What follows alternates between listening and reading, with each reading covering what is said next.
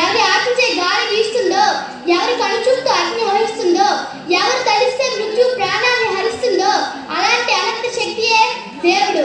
నీరు కొందరు నీరు అన్నట్లు, కొందరు పానీ అన్నట్లు, కొందరు వాటర్ అన్నట్లు పేర్లు మారిన నీరు ఒకటే, దేవుడు ఒక్కటే. మతాలే వేరు, మార్గాలే వేరు.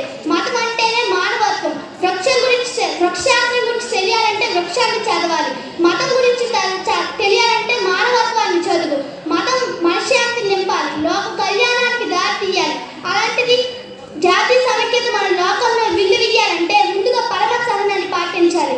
ఓ మహాప్రబోధకులారా, విశ్వ మానవ మత ప్రతిపాదనకే ఒకసారి ఆలోచించండి, యోచన చేయండి. అది కాలానికి అతీతమై, దేశానికి అతీతమై, ఒక క్రైస్తవ మతంగా కాక, ఒక ఇస్లాం మతంగా కాక, ఒక బౌద్ధ మతంగా కాక, ఒక హిందూ మతంగా కాక, విశ్వ మానవ మత ప్రతిపాదనకే సర్వ మతాల సారాన్ని ఈడ్చుకొని విశ్వ మానవ మతాన్ని గుర్తించండి.